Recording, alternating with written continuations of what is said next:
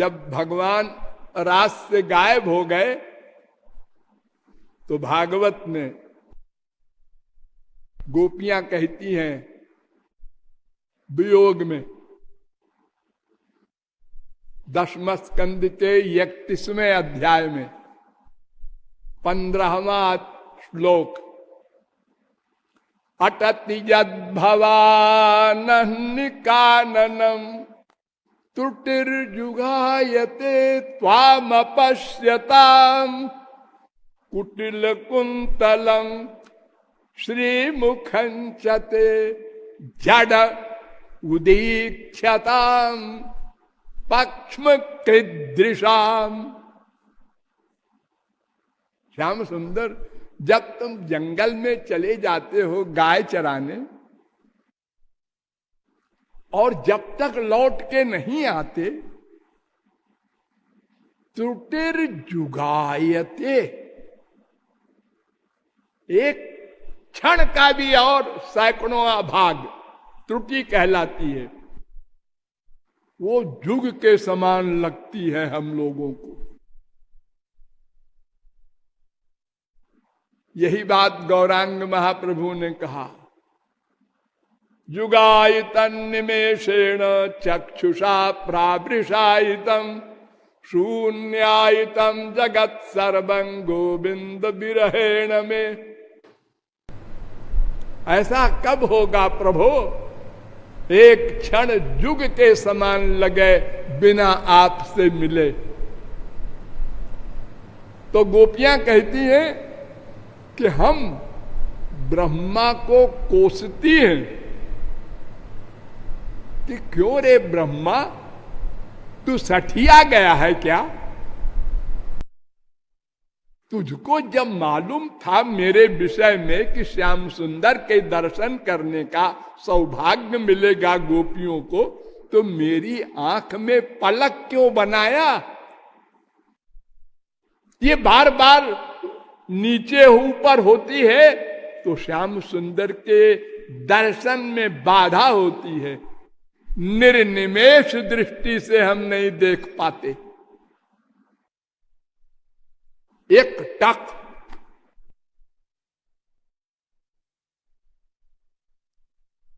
गोपियां तो अपने भोलेपन में कह रही हैं, असल में गोपियों को ब्रह्मा ने बनाया नहीं, ये तो अवतार लेके आई हैं। जो जीव महापुरुष गोलोक से अवतार लेके आते हैं उनको ब्रह्मा नहीं जानते, वो तो भगवान के परिकर है ना। वो प्राइवेट आते हैं, वो पूरी उनकी पार्टी आती है, वो बिना ब्रह्मा के ये कारोबार से अलग रहते हैं वो लोग। तभी तो ब्रह्मा ने नहीं समझा श्री कृष्ण कहाँ कब आ गए और चुरा ले गया तमाम ग्वाल बाल वगैरह। अगर उसको मालूम होता कि मेरी सृष्टि के नियम के अनुसार आए हैं तो वो ऐसी गलती न करता। तो श्री कृष्ण उद्धव से कहते हैं, एकया भक्त्या केवल भक्ति। यही बात नारद जी कहते हैं। और देखो, भगवान के द्वारा ब्रह्मा प्रकट हुए, ब्रह्मा के द्वारा नारद जी प्रकट हुए, उनके मानस पुत्र हैं। ये भी भगवान के अवतार हैं, नारद जी भी। लेकिन ध्यान दो, भक्ति के आचार्यों को सबको गिनाया। ये वेद व्यास है, गर्गाचार्य है, शांडिल्य है, और अंत में कहा देखो भक्ति की सबसे बड़ी आचार्य है गोपियां। यथा ब्रज गोपिका नाम, 21वां सूत्र। ब्रज गोपियों का जो प्रेम है, भक्ति है, बस अंतिम है। मैंने आपको बताया था ना कि ब्रह्मा भी चरण धूल चाहते हैं गोपियों की, शंकर जी भी चाहते हैं, सनकादिक भी चाहते हैं, उद्धव भी चाहते हैं, सब टॉप के जितने हैं।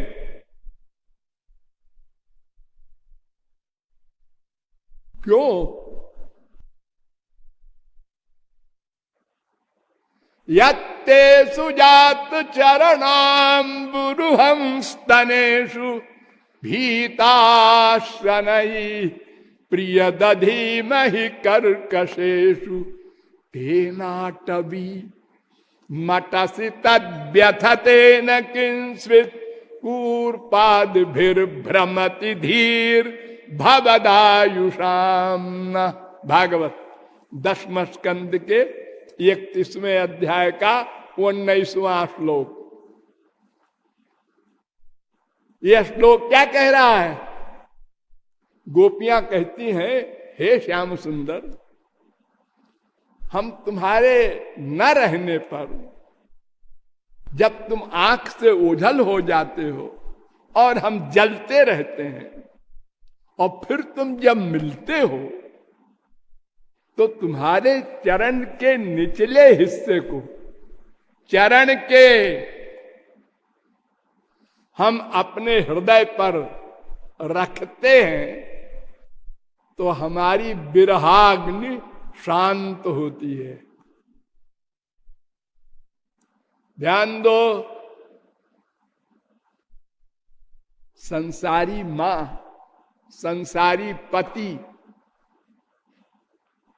ये कूड़ा कबाड़ा के जो संसारी लोग हैं, ये गंदे शरीर वाले, अगर काफी दिन बाद किसी मां का बच्चा खोया हुआ मिल जाए तो दौड़ के उसको जोर से चिपटा लेगी।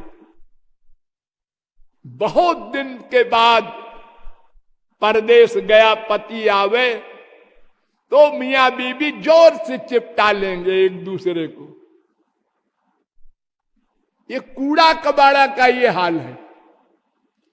और अनंत आनंद सिंधु श्री कृष्ण सामने खड़े हैं और गोपियां अपना सुख नहीं चाहती, दौड़ के चिपटा ले ना, उनको कष्ट हो जाएगा। उनके चरण के निचले हिस्से को शनई दधीमहि, धीरे से रखती हैं कि हमारे स्तन उनके चरण जो कोमल कोमल है चुभ न जाए। इतना ध्यान रखती है श्याम सुंदर के सुख का, सोच नहीं सकते आप लोग। अरे सरस्वती बृहस्पति नहीं सोच सकते। प्रैक्टिकल करना तो बहुत दूर की बात है। साधारण सुख में हम लोग पागल हो जाते हैं, और इतना बड़ा सुख सिंधु जो हो, सदघन चिदघन आनंद घन, उसके वियोग में जो गोपियों का ज्वाला वाला वियोगाग्नि का पुंज है, उसको शांत करने के लिए चरण के निचले हिस्से को धीरे से लगाती है। इसलिए नारद जी कहते हैं यथा ब्रज गोपिका नाम, ये प्रेम है। निजेंद्रिय सुख बांछा नहे गोपिकार, कृष्ण सुख हेतु करे संगम विहार। कोई तुलना नहीं उनकी, कोई हुआ नहीं उनके बराबर। अरे जब महालक्ष्मी उनकी श्रीमती नहीं हुई तो और कौन होगा। अब सुनो इसी के आगे श्री कृष्ण क्या कहते हैं उद्धव से। ये मैंने आपको बताया 11वें स्कंद के 14वें अध्याय का 21वां श्लोक। तो सुनो उद्धव, जो ऐसी भक्ति करता है, केवल भक्ति अनन्य निष्काम, तो न तथा में प्रियतम आत्मयो निर्न शंकरा न च संकर्षणो न श्रीर नैवात्मा च यथा भवान। मुझे ऐसे प्रेमियों से बड़ा, उनके बराबर ब्रह्मा भी प्रिय नहीं, वो मेरे बेटे हैं डायरेक्ट। शंकर भी नहीं,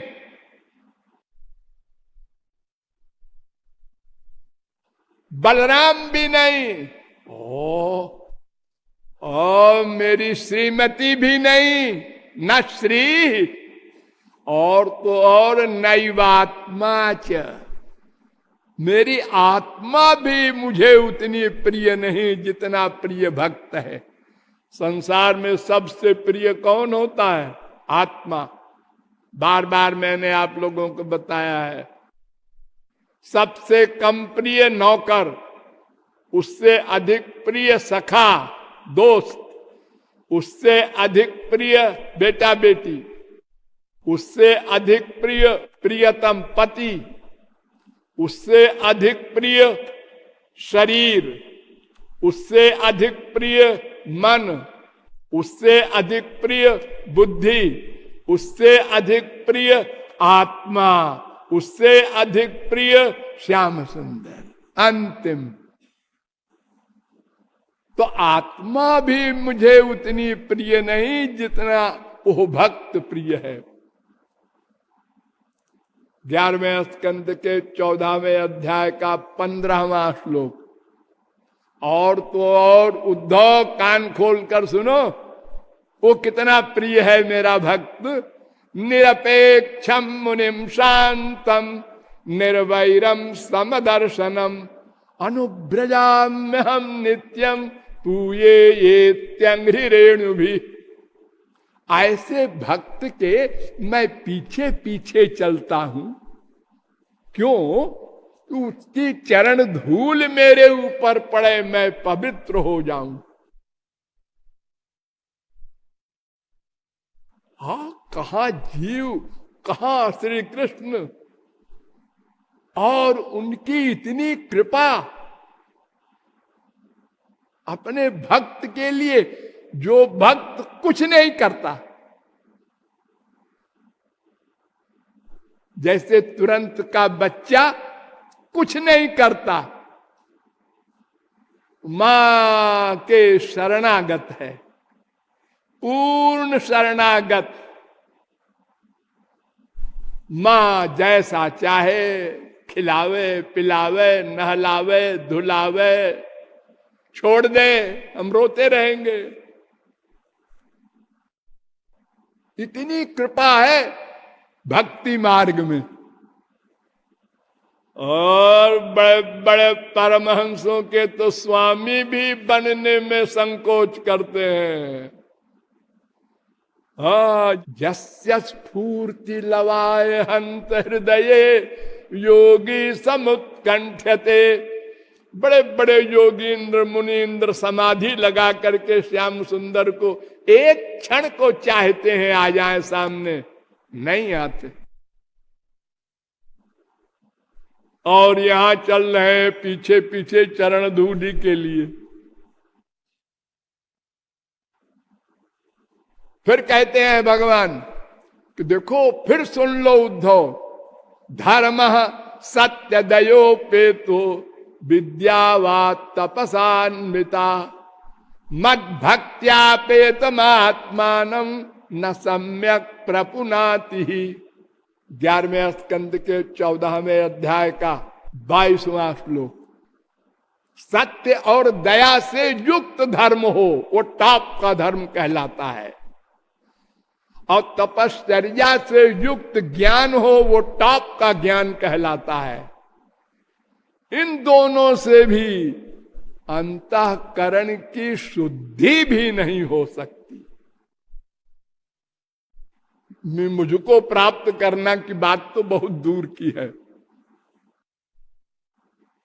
कथम बिना रोमहर्षम द्रवता वाचेतसा बिना बिना नंदाश्रुकलया शुद्धेद भक्त्या विनाशया 11वें स्कंद के 14वें अध्याय का 23वां श्लोक।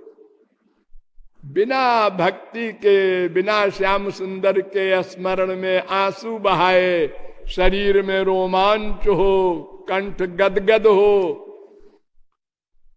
बिना इन सात्विक भावों के उद्रेक के अंतःकरण शुद्ध नहीं हो सकता। उद्धव, बाग गदगदा द्रवते यस्य चित्तम रुदत्यभीक्षणम हसति क्वचिच्च विलज्ज उद्गायति नृत्यते च मद्भाव युक्तो भुवनम पुनाति। भगवत प्रेम पूरा भरा हो उसके रोम रोम में, वो महापुरुष है, मैं उसकी दास्ता करता हूं। उद्धव, और सुनोगे? हाँ महाराज। यथाग्निना हेम मलम जहाति धुमातम पुनः स्वम भजते च रूपम आत्मा च कर्मानुशयम विधूय मद्भक्ति योगे न भजत्यथो माम। 11वें स्कंद के 14वें अध्याय का 25वां श्लोक। जैसे सोने को तेज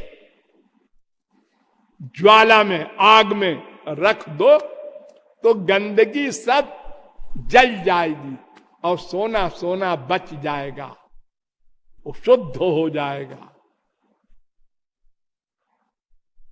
इसी प्रकार मेरे वियोग में, मेरे दर्शन के लिए जब भक्त व्याकुल होता है तो उस विरहाग्नि में समस्त मल अंतःकरण का जल जाता है और अंतःकरण शुद्ध हो जाता है। यथा यथात्मा परिमृज्यते सौ मत पुण्य गाथा श्रवणाभिधानई तथा तथा पश्यति वस्तु सूक्ष्मम चक्षुर यथैवांजन संप्रयुक्तम। 11वें स्कंद के 14वें अध्याय का 26वां श्लोक। जैसे आंख में दवा डाली जाती है, अगर मैल जम जाए आंख में तो दवा डालते हैं डॉक्टर, तो जो जो दवा रोज रोज डाली जाएगी त्यों त्यों मैल धुलेगा और त्यों त्यों कुछ कुछ दिखाई पड़ने लगेगा। जब पूरा मल धुल जाएगा तो सब संसार दिखाई पड़ने लगेगा। ऐसे ही मेरे नाम रूप गुण लीला धाम आदि के अवलंब के द्वारा जब भक्त मेरी भक्ति करता है तो उसके अंतःकरण में जो तमाम जन्मों का मल है, कूड़ा करकट है, वो साफ हो जाता है। उद्धव, कंक्लूजन सुनो, जजमेंट। विषयान ध्यायत पुंसो विषयेषु विसज्जते और मां मनुस्मरतश्चित्तम मय्येव प्रविलीयते। कितना सुंदर श्लोक है भागवत का, अनमोल रत्न। अरे मनुष्यों, एक मन है तुम्हारे पास, है तो मन से संसार के विषय का बार बार चिंतन करोगे तो उसमें अटैचमेंट हो जाएगा। संसार में सुख है, संसार में सुख है, और संसार में भी इस वस्तु में सुख है। बार बार चिंतन करने से अटैचमेंट हो जाएगा। ऐसे ही मुझ में सुख है, मैं ही तुम्हारा हूं, ये बार बार चिंतन करो तो मुझ में अटैचमेंट हो जाए। इसी को भक्ति कहते हैं। और क्या है भक्ति? मेरी भक्ति का मतलब तुम्हारे मन का अटैचमेंट मुझ में हो जाए, बस। इसके आगे का काम तो गुरु और भगवान करेंगे। तुम तो खाली इतना करो कि अपने मन में गुरु और मुझको, ये दोनों शुद्ध हैं, इनको लाओ। बाकी सबको आउट, निकाल, बाहर करो। एक बात कहूं, कहो, संसार वाले कहते हैं कि देखो हमारे मन में माँ भी है, बाप भी है, बेटा भी है, बेटी भी है, सब रहते हैं और किसी को एतराज नहीं होता कि तुम्हारे मन में बेटी भी है, बेटा भी है, बीबी भी है, माँ भी है। हाँ, ये सब गलत है, खाली मैं रहूंगी। ऐसा किसी स्त्री ने कहा, किसी माँ ने कहा। और आप कहते हैं केवल मैं रहूंगा। अनन्य, अप्रतिहता, अहेतुक प्रतिहता, अहेतुक व्यवहिता।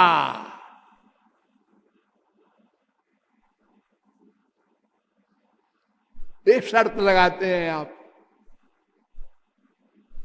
तस्मात् तुमुद्धवोत्सृज्य, सब छोड़ छाड़ के माम एकमेव शरणमात्मानं सर्वदेहिनाम या ही सर्वात्म भावेन। उद्धव केवल मेरी शरण में आओ, एकम एव। एक शब्द भी लिखते हैं, एव भी लिखते हैं, इतना जोर दे रहे हैं वेदव्यास। भगवान कहते हैं मैंने कब कहा है मैं अकेले रहूंगा? अरे मैं, मुझको बुलाओ, राधा रानी को बुलाओ, सारे भक्तों को बुला लो, हमको और खुशी है, हमको मत बुलाओ। मद भक्त ये भक्तास्ते में भक्त तमामता, मद भक्त पूजाभ्यधिका। मेरे भक्त की जो भक्ति करता है, मैं तो बहुत बड़ा भक्त मानता हूं उसको अपना। तो जैसे संसारी परिवार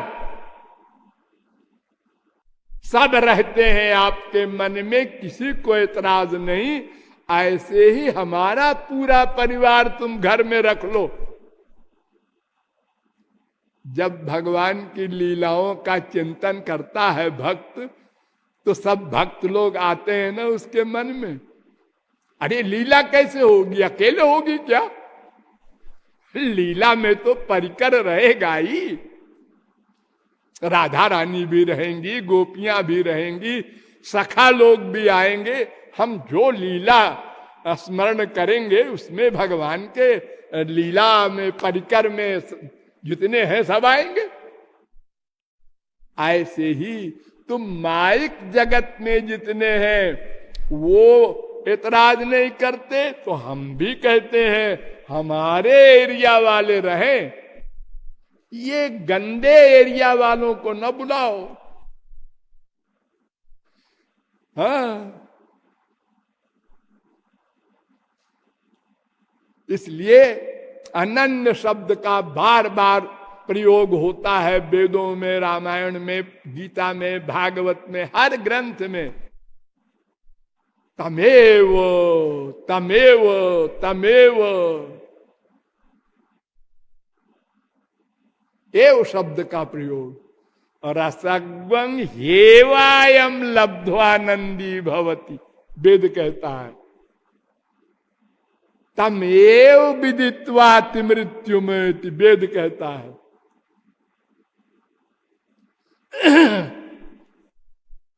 रसिकों ने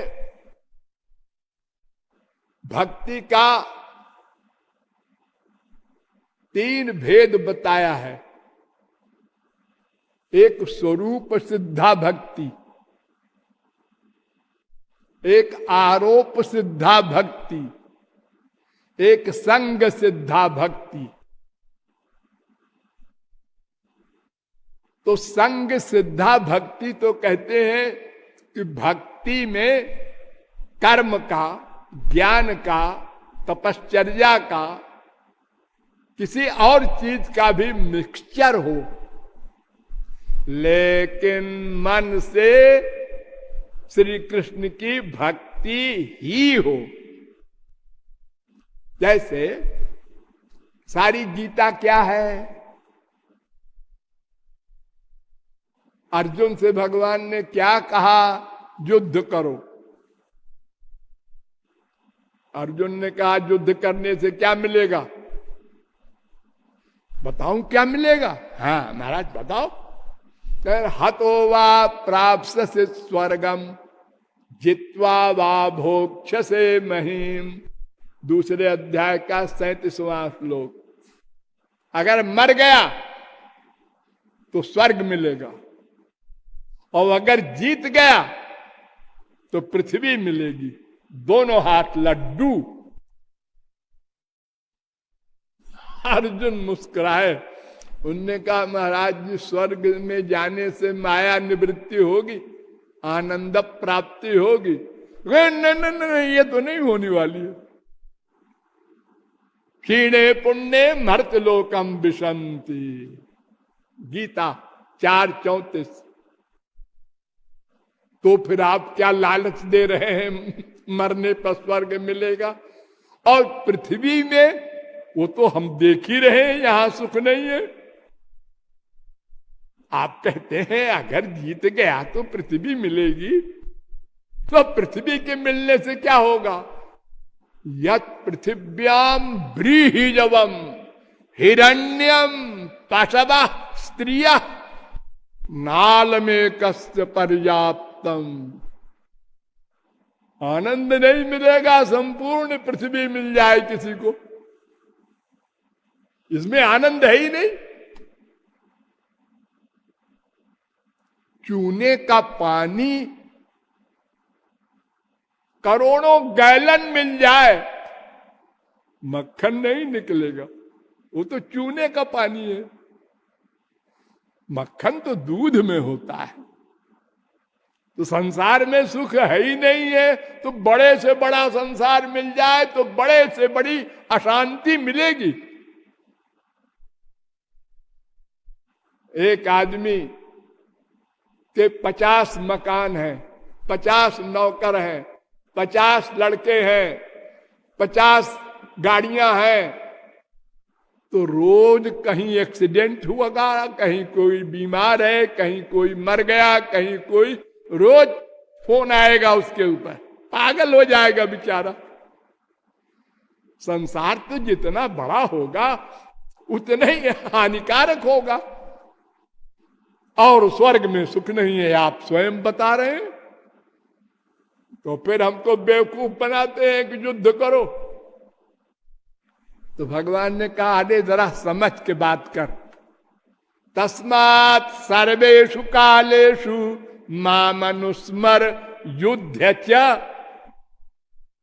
निरंतर भगवान का मुझेरा स्मरण कर और युद्ध कर। यानी स्मरण मन से होगा ना, हाँ, तो मन से मेरी भक्ति और इंद्रियों से कर्म, तो कर्म का फल नहीं मिलेगा। जहां मन का अटैचमेंट होता है वो कर्म कहलाता है, वो कर्म फलदायी होता है। जब मुझ में मन का अटैचमेंट हो जाएगा तो फिर कर्म का फल नहीं मिलेगा, मेरी भक्ति का फल मिलेगा। तो ये कर्म युक्त, ज्ञान युक्त, तपश्चर्या युक्त, पॉलिटिक्स युक्त भक्ति भगवान की हो,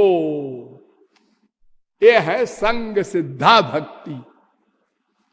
और दूसरी है आरोप सिद्धा भक्ति। यत् करोषि यदश्नासि यज्जुहोषि ददासि यत् यत् तपस्यसि कौन्तेय तत्कुरुष्व मदर्पणम। 9वें अध्याय का 27वां श्लोक। जो कुछ तुम कर्म करते हो भगवान को अर्पित करो। ये भक्ति आरोप सिद्धा भक्ति है। और सबसे निर्गुणा भक्ति, शुद्धा भक्ति, उसको स्वरूप सिद्धा भक्ति कहते हैं।